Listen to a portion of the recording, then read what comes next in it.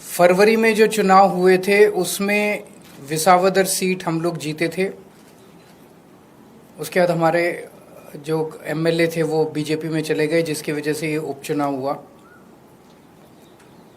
उस वक्त विसावदर की सीट पे, गुजरात की और पंजाब की लोकसभा वेस्ट की सीट पे जितने मार्जिन से हम लोग ये दोनों सीटें जीते थे 2022 में, आज उससे डबल मार्जिन से, लगभग डबल मार्जिन से ये दोनों सीटें हम लोग जीते हैं। ये एक बहुत बड़ा संकेत इस बात का है कि पंजाब में हमारी सरकार है। इसका मतलब पंजाब के अंदर लोग हमारी सरकार के काम से बहुत खुश हैं। पंजाब में उस टाइम 117 में से 92 सीट आई थी। कहा गया था कि एक आंधी थी आम आदमी पार्टी की। उस आंधी में जितने वोट से हम जीते थे, आज उससे डबल मार्जिन से जीते हैं। कई लोग ये कह रहे हैं कि ये सेमीफाइनल है 2027 का। तो हम सोच सकते हैं कि अगर ये सेमीफाइनल है 2027 का और 2022 आंधी थी, तो 2027 तो तूफान आने वाला है। हम सोच सकते हैं कि जनता आम आदमी पार्टी के काम से कितनी खुश है। और लुधियाना वेस्ट के इस चुनाव ने एक तरह से जनता के मूड को दर्शाया है। एक तरह से पंजाब की जनता ने मोहर लगाई है आम आदमी पार्टी के कामों पे। विसावदर के लोगों ने भी डबल मार्जिन से हमें जिताया है। जितने मार्जिन से उन्होंने हमें 2022 में जिताया था, उससे डबल मार्जिन से जिताया है।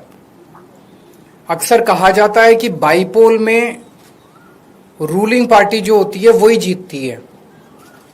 गुजरात में रूलिंग पार्टी बीजेपी है और बीजेपी की तो इतनी पकड़ है शासन के ऊपर, प्रशासन के ऊपर, पुलिस के ऊपर, सारी एजेंसीज उनके पास है। और जिस तरह से साम दाम दंड भेद सारे तिगड़म लगा के बीजेपी चुनाव लड़ती है, उनसे गुजरात के अंदर चुनाव लड़के जीत पाना तो बहुत मुश्किल है। तो अगर डबल मार्जिन से लोगों ने ये वोट दिया हमें, तो ये दिखाता है कि गुजरात के लोग अब 30 साल के बीजेपी के कुशासन से कितने ज्यादा त्रस्त हो चुके हैं। और अब जनता अपनी आवाज उठाने वाली है। जनता ने अपनी आवाज उठानी शुरू कर दी है।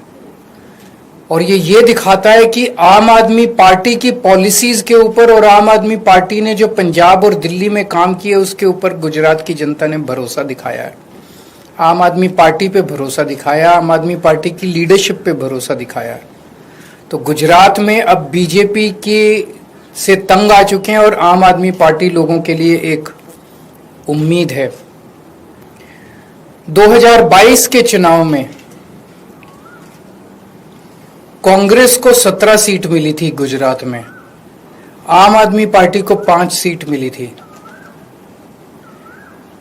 पिछले 3 साल में कांग्रेस के 5 एमएलए छोड़ के चले गए बीजेपी में। आम आदमी पार्टी का 5 में से 1 एमएलए छोड़ के गया बीजेपी में। इन 5 सीटों पे जो कांग्रेस के छोड़ के गए थे, पिछले साल चुनाव हुए थे, 5 की 5 सीट कांग्रेस हार गई और बीजेपी के पास चली गई। एक सीट पे जो बीजेपी ने हमारा एमएलए चोरी किया था, आज बीजेपी से हम वो सीट वापस छीन के ले आए हैं। इससे ये दिखाता है कि गुजरात के अंदर टक्कर सीधे बीजेपी और आम आदमी के पार्टी के बीच में है। अभी भी 2 सीटों पे चुनाव हुए, 1 सीट बीजेपी जीती है, 1 सीट आम आदमी पार्टी जीती है। और ये दोनों जगह चुनाव कांग्रेस और बीजेपी मिलके लड़े। अब कांग्रेस का स्टेटस सभी राज्यों के अंदर एक ही रह गया है, बीजेपी के हाथ की कठपुतली बनके बीजेपी को जिताने की कोशिश करना। विसावदर के अंदर जिस तरह से कांग्रेस ने, दिल्ली के अंदर सबने देखा जिस तरह से कांग्रेस ने बीजेपी की मदद की।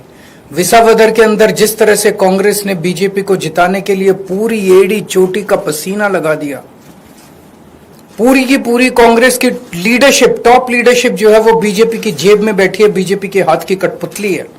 एक कांग्रेस का आम कार्यकर्ता बीजेपी को हराना चाहता है, एक कांग्रेस का लोकल लीडर अब बीजेपी को हराना चाहता है, लेकिन कांग्रेस की टॉप लीडरशिप वो देखता है कि वो सारी की सारी बीजेपी की गोद में बैठी है, बीजेपी की हाथ की कठपुतली है, बीजेपी की जेब में है।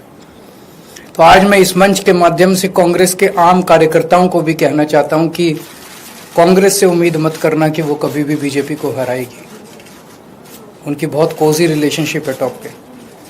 केवल और केवल आम आदमी पार्टी पूरे तन मन धन से इस देश को और राज्यों को बीजेपी से बचाने की कोशिश कर रही है।